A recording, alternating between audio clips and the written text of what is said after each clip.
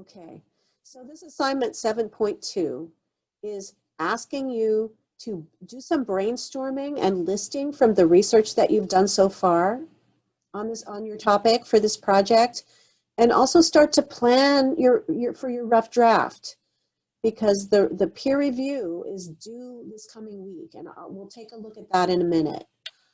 Okay, I did plan to cover that with you in class today in this meeting.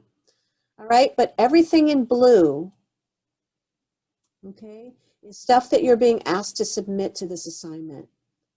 And the first item here is a list of key observations and analyses from everything you've learned about from your research so far about your topic.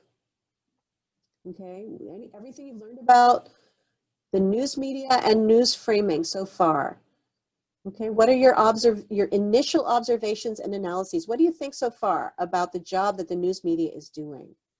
Because that's the assignment that you have, to analyze the quality of reporting that you can find on your topic. Can you formulate a point of view or thesis? If not, you might need to look for more sources, even after you've completed the 10 source reports. Right? If you're still not sure what you want to say, okay, for this project, then do a little bit more research. You do not if you do that, you do not have to write reports on those sources, those additional sources that you find. Those aren't extra reports that you have to write.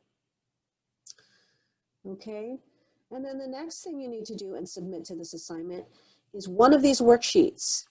These worksheets are designed to help you formulate a thesis for this project, either argument or analysis. Okay, you can stick with analysis, the kind of project that we've been doing for the other 2 formal writing assignments in this class, where your thesis statement is your overall analysis and evaluation.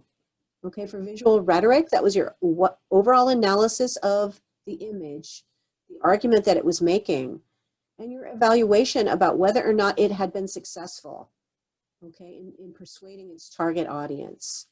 For essay 1, your thesis was supposed to be an overall analysis and evaluation of the arguments in those articles that I asked you to look at. Okay, are the arguments strong or not? Why or why not? Okay, so that's this worksheet right here. That will help you formulate a thesis like that. If you want to make an argument instead for this particular project, you may.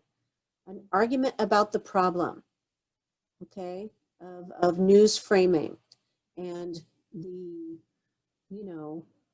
potential lack. I don't know if you'll find this to be the case, but the potential lack of availability, okay, of useful, clear information about your topic that's out there. The news media, as I've been yelling about for the last 3 weeks, has a particular job to do in our democracy. And your job is to make a determination about whether or not, or how well they're doing it.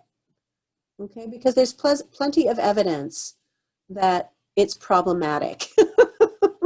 So your thesis can be about how big the problem is and then what we should do about it. If you want to make an argument, what should be done about the problem? Okay, and if you're going to make an argument, this is a video you could watch to help you integrate important elements of argument. We haven't talked about argument as far as your writing is concerned in this class. We talked about argument earlier in the semester when we were talking about analyzing other people's arguments. And we talked about things like, supporting evidence being important, having good, valid reasons, right? And strong supporting evidence for those reasons for an argument to be persuasive. We talked about, things like addressing opposing viewpoints. If you're defending a particular position in a debate, you have to deal with those arguments that disagree with you. You have to bring them in, and then you have to answer them in order for your argument to be successful. For an academic audience, okay, because academic audiences are going to be like, oh, what about this? What about this? You didn't address this opposing viewpoint. Okay, other things I talk about in this video. Organization, methods of organization to support an argument. A thesis statement for an argument. I talk about that in here. An introduction, the importance of the introduction. And that's good for all kinds of writing. Whether you're writing to inform, analyze, or argue, the introduction is important. And I've been talking to you guys about that all semester too. I don't think you've been listening to me, some of you, because your introductions have still consistently been underdeveloped. And that's been costing you on the grade that you receive on those assignments. So make sure you have a well-developed introduction. I talk about that in here, some strategies for developing an introduction. And this planning feedback worksheet gives you some of the strategies that I've been talking about in class. These right here. Okay, over the course of the semester. On what to put in an introduction so that it does its job, which is to let the reader know what the general topic is that you're going to be discussing, right? If you're making an argument, what's the debate, okay? If you're analyzing a problem, what's the problem? Explain the general problem. And for this assignment, that's what your introduction should be doing. It should be explaining the general problem of news media. And Outfoxed and the Moyers article are two sources that give you information about that problem. They're both making arguments that establish the problem with the news media. They're saying, hey guys, we have a problem with our news media and it's killing our democracy. Okay, so that's the kind of thing that you would want to put in an introduction for this project. You can use historical context as a strategy for developing an introduction. Contemporary context, what's going on right now. You would want to talk about just generally your topic, right? If you're writing about Black Lives Matter protests, then what's the historical context for that issue? Why are people protesting? What's the contemporary context? What's going on right now, right? That has given people the motivation to do those protests. So you're explaining the general topic in your introduction. And remember, I said those first three sources that I asked you to find of general objective information on your topic can be useful to you in developing your introduction. Okay, so that's what that's for. And you need to submit one body paragraph one introduction paragraph to this assignment. All right. In addition to an outline or working plan. And it doesn't have to be a formal one. Here's an outline worksheet you can use if you want that gives you a formal structure for an outline. It's generic, right? It's just the thesis statement is the main point, any main point. If your purpose is to argue, then your thesis statement is going to be a statement of your position in the debate. If your purpose is to analyze, and your thesis statement is going to be a statement that explains the argument, the thing you're analyzing, and then evaluate your evaluation of it. Okay, your overall analysis and evaluation. And then body paragraph should be structured this way with a topic sentence that states what the paragraph is going to be about, what the main point of that paragraph is. And then all of the details that are going to go into supporting that topic sentence, fully developing it. So you can use this worksheet if you want, but you don't have to. And it doesn't have to be a formal outline. It can be a rough one, but it should show the plan that you have at this point in your process for organizing your information in your paper. Any questions about anything I've talked about so far, you guys? I'm going over this stuff kind of fast because you guys are English too.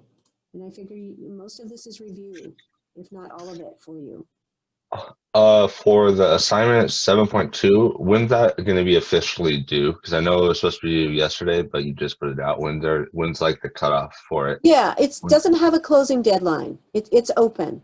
Okay. Okay. That's what we're looking at right here. You can see that there's no until. It's not going to close. Okay, because I turned it in, but there's a couple things I want to go back and fix after talking about it right now, so I'm going to unsubmit it and go back then. Okay, that's fine. That's fine. You want to get this in, ASAP, because it's designed to help you develop your rough draft. Okay, so let's take a look at the rough draft. All righty. And if, like I said, I'm not going to change the deadline on this, but if it's quote late, unquote, I'm not going to penalize you because that was my fault. I didn't give you enough time to do it. Okay, so the rough draft here is due on the 17th in 5 days or so, right? Is that right? Did I count? Did I do my math correctly? Is that 4 days from now? So you want to get in there and do this 7.2 assignment because it's going to help you do this, your rough draft. All right. Any other questions about 7.2, you guys? No? Does it all make sense? Okay. So let's take a look at this now, the online peer review of the rough draft. Okay, don't freak out. 3 pages. You guys can do this. All right, it's an 8 to 10 page research paper, okay? Assignment, research project. So your final draft is going to have to be at least 8 pages.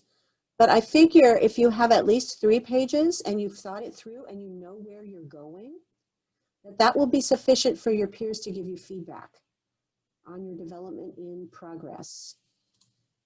Okay, 4 pages obviously would be better. The more you can give your classmates, the more feedback they'll be able to give you on your work. So you want to go for more, but 3 pages is the minimum. Okay, you guys? That's manageable, isn't it? In 4 days? Yes. Thank you, Killian. Killian is the only one that responds to me, and Emilio. Okay, and sometimes Daniela responds to me, and sometimes Jenny. Okay, that's not fair. Killian is not the only person that responds to me, now that I'm thinking it through.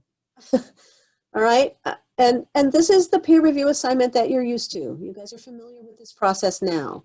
And I've given you some general rough draft development suggestions, stuff that is in the assignment sheet that's right here.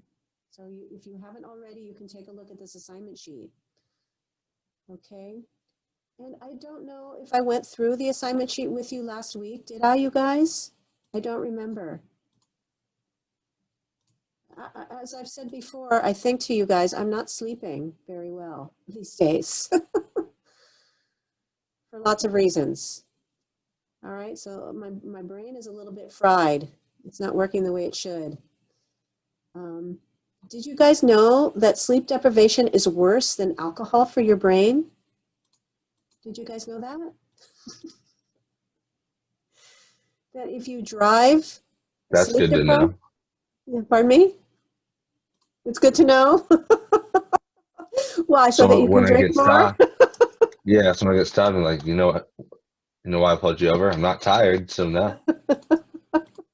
Yeah, I don't think that'll work for you. You're still going to get the breathalyzer. But anyway, and I'm kind of punchy, can you tell? I'm tired. Right, what was I saying? Oh, I was asking you if I went over the whole assignment for SA3, the research project with you. Did I?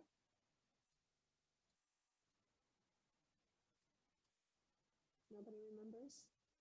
All right, let's talk about it now. We have time. Okay, so you know what? That's too small. I'm gonna download it, or I'll think I'll open it on my drive. Let's do it that way. I was just working on it, so there it is. It's a work in progress because we're like this. I want to look at it in Google Docs. Why can't I do that? Hello, hello, hello. Open. Open in Google Docs. There we go. Okay. Okay, there it is. So, you know, the overview we've been talking about, I remember, because I remember losing my shit. Oops, I cussed in Zoom. When I read this, because it's so on point for what's happening right now. The 5th column stuff. Oh my God. All right. But yeah, so, you know, this is Moyers's grim view about the news media. that it is actively subverting our democracy. It's killing our democracy, you guys, because the media is supposed to be the fourth estate. It's not doing its job, simply reporting on what's taking place without passion or prejudice. It's all about the passion. It's all about the prejudice, our news media right now. Okay? And because of that, it is undermining our democracy from within. That's what the fifth column does. I remember talking about that with you guys. So that's Moyers' grim view, right? And you know, a few years ago when I first started teaching this assignment, I used to ask, is it really as bad as Moyers thinks? And now that's a rhetorical question, because it's pretty bad. It's gotten really bad really fast. This consolidation of news sources. We talked about corporate consolidation of the news media when we were talking about Moyers, because that's his big thing. Fox is all over Fox News. But Moyers is about the corporatization of the news media, turning it into a business to the extent that it has been turned into a business, so that the thing they care about the most, rather than the truth and rather than informing us, is making money. That's the thing they all care about the most. Some of them, like Fox, also care about manipulating us so that we agree with a political viewpoint that they're pushing. All right, but mostly the news media has changed in the ways that it has because they want to make money. And the consolidation of ownership of all of these outlets, it didn't used to be this way, you guys. It didn't used to be that Comcast owned, you know, NBC, CBS, you know, all of the news outlets. Those things used to be competing with each other to do the best job of reporting, not to make the most money. Okay, but now the corporate overlords that own them, Viacom, Comcast, I mentioned, News Corp, which is Rupert Murdoch, who owns Fox News. Okay, those mega corporations, their main thing is to make money, and that's a problem. And that's Moyers' complaint about the news media. All right, and they're stifling competing narratives, right? Stifling competing narratives. And we saw this in Outfoxed, right? We saw this as an example of Fox News refusing to allow opposing viewpoints to speak, refusing to allow them to have airtime. And there's a variety of ways that they did that. I mean, just shouting them down, as O'Reilly did, is one way, right? And people love that. People love a good fight on TV, and that's why they watch. Okay, and that's a problem that Moyers identifies too. We're feeding the wrong wolf, he says. All right, but you know, that's one way, is shutting them down, you know, cut their mic, turning off the lights on one guy, as we talked about before.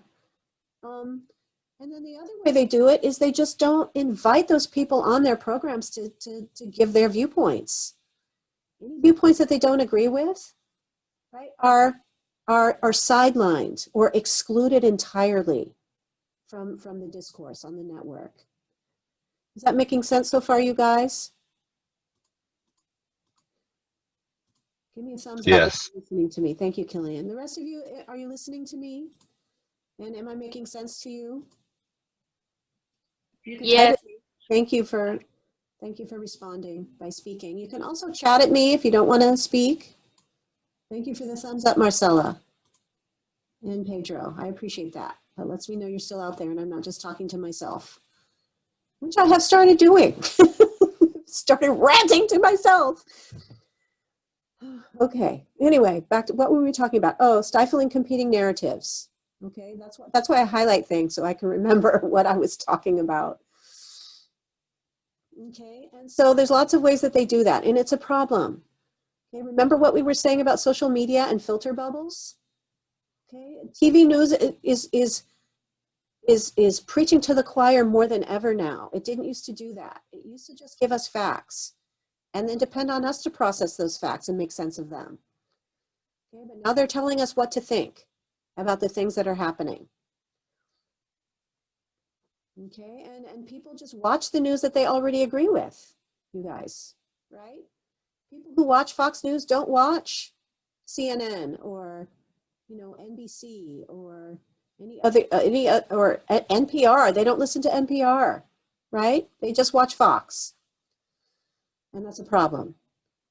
All right, but to put it simply, your purpose here is to discover as a citizen in this democracy, okay, specifically because our system works in a particular way. The news media is an important part of it.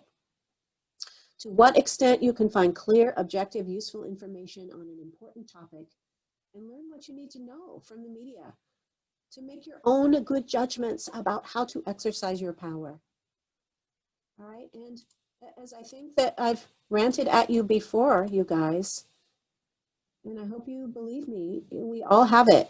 We all have the P word, power, even though they try to convince us that we don't. Okay, the reason they work so hard to convince us that we don't, as I've said to you before, is because they know if we exercise our power collectively, right, we will win and they will lose. And the power structure will shift. All right, so Moyers up here talks about this, or I do, this is my take on it, right? The status quo power structure. Moyers' argument is that the news media has been hijacked by commercial interests, right, who just want to use their position to consolidate their power, to make themselves stronger, richer, right? And they're working with public and private power to do that. And that's not what they're supposed to do. Status quo means the way things are now. And the way things are now, you guys, is that the people with the money have the power, right? Do you guys agree with me? Okay, people with the most money, lobbyists, right? Wealthy donors and their super PACs because of the Supreme Court's decision of Citizens United. We need less money in politics, not more, I would argue. Okay, but the people with the money have the loudest voices. All right, and they like to keep it that way. In fact, they want more of it. They want more money and more power. All right, so they try to convince us that we don't have power so that we don't use it, so that they can keep theirs. Does that make sense, you guys? I'm making an argument now, but hopefully it's not a controversial one. This is my viewpoint, okay? This is commentary that I'm doing. This is opinion. This is my opinion. All right? Anybody want to argue with me about that? Bring it. I'm in a fighting mood. All right, but anyway, moving on. So we have power. We need to exercise it. And when we do, good things happen. All right? For us. Good things happen for us. The things that we want to happen, happen. All right? So does that make sense as a general assignment? Any questions about that?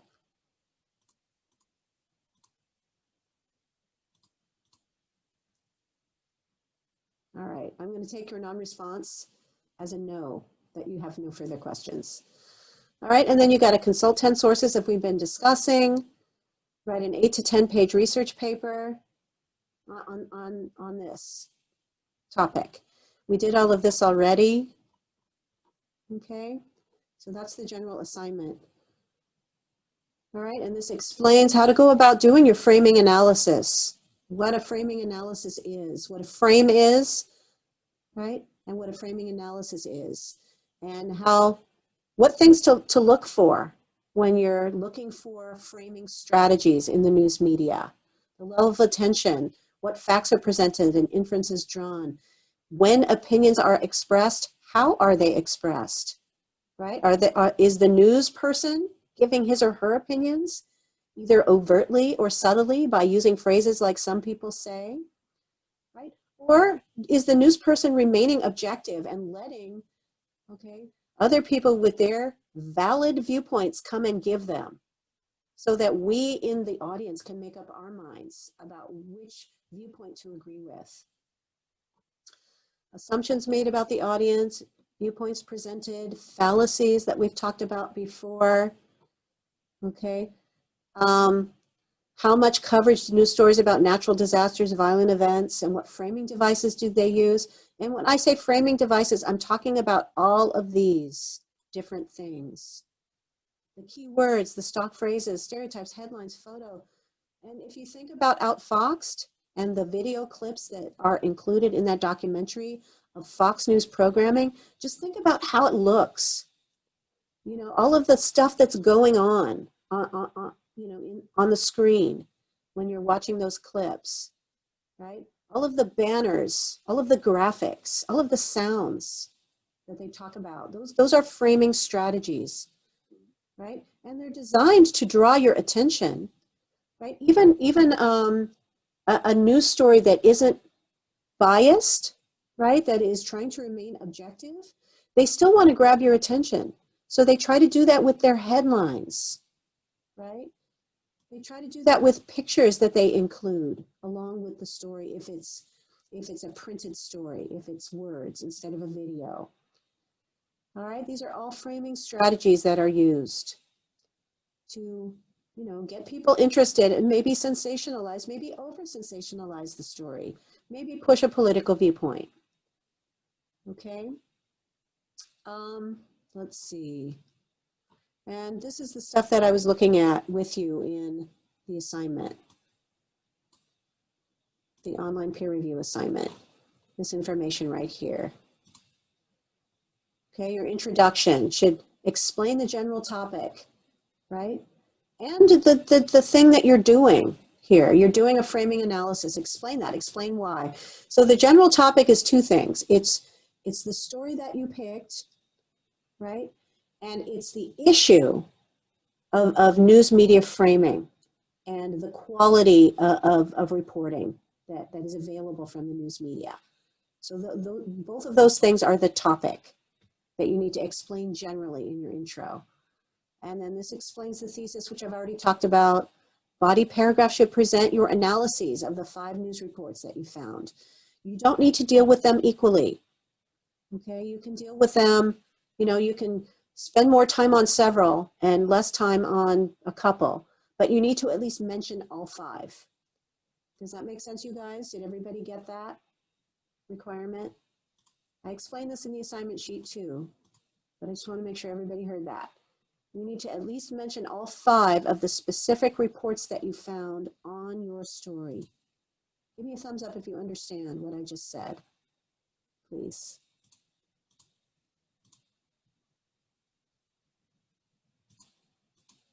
Thank you, Marcel. I understand it. I understand. Thank you. Or you can chat at me. I need to know that you heard and understood that. Thank you, Jenny. And Elizabeth. And Daniela. And Pedro. Virginia, Yesenia, did you guys understand what I just said? I didn't see your thumbs yet. Yes. If you put them up, they went away. Thank you. Virginia, did you understand what I just said? You can chat at me, Virginia, if you don't want to speak, if your internet is crazy. You can chat at me or you can give me a thumbs up. Virginia, are you there? How about you, Steve? Did you understand? Did your thumb go up already? Thank you, Steve. Thank you for typing at me. Okay, good. All right. I just wanted to make sure. I think that was everybody, or mostly. Crap, mostly everybody. I don't know what happened. Let me close that. I don't want that anymore. Okay. All right. And then at some point in your analysis or argument, you need to address the relationship between the news media and democracy, which I was just a moment ago yelling about. Does everybody understand that relationship? And there are lots of ways to do that. You can, you can integrate, you can do that in your conclusion, like I say here.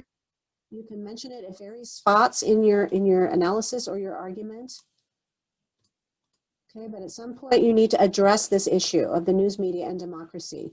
You can mention it in your introduction, right? Okay. And here are the minimum source requirements. Again, these are in the assignment sheet. And here's a student sample that you guys can look at of this assignment. having been successfully completed by a student previously. Okay, this person got 100 points on this project. Okay, and again, you know, yours isn't going to be exactly like this because you guys are doing different topics and you found different reports and you have a different mind than this person. Okay, but this gives you a general, excuse me, idea of what you're going for. Okay, you guys? Well, let me stop sharing so I can see you better, so I don't have to keep clicking around like a crazy person. Any questions about anything I've talked about so far?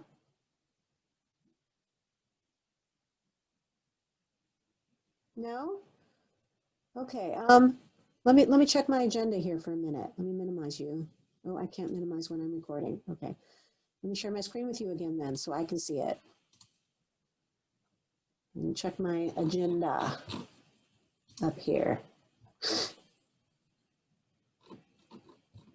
to make sure that I talked about everything I wanted to in this meeting before I put you into groups. Okay, good. Oh, let's look at the calendar. Okay, let's look at the development calendar for this project. Hello, I clicked you. There we go. Okay, so here it is in agenda view. I like agenda view. Okay, because I'm a linear thinker. Okay, left to right, top to bottom. That's what I like. That makes sense to me. Okay, so your source reports 8 through 10 are due tonight, but I'll make them due tomorrow, okay, instead, Saturday. All right, and then here we are in Zoom. This is due on the 17th. Okay, 7.2 was due on the 12th, so it's not on this, but you know, get it done before you do your online, your rough draft. It'll help you do the rough draft. Okay, you can even submit it on the same day as you submit your rough draft if you want. That's fine, as long as you do it before. Okay, this is later on. I'll talk about that next week. I'll talk about that on the 20th. But then after that, you guys are gonna, after the peer review, after you've received feedback from your classmates, I'm gonna give you feedback on this project because it's such a high stakes one, okay? So what I want you to do is I want you to do a version 2 rough draft. So version 1 rough draft is for peer review. And then you need to do a version 2 rough draft for me, which should be more well developed. It doesn't need to be finished, and I explain that in this assignment. And I'll talk about this assignment again on the 20th. It doesn't need to be finished, but it should be pretty close to finished so that there's enough there for me to give you feedback on. Okay, the kind of feedback that I want to give. Okay, and this is going to be incredibly time consuming, but I'm going to do it. I'm going to lose more sleep.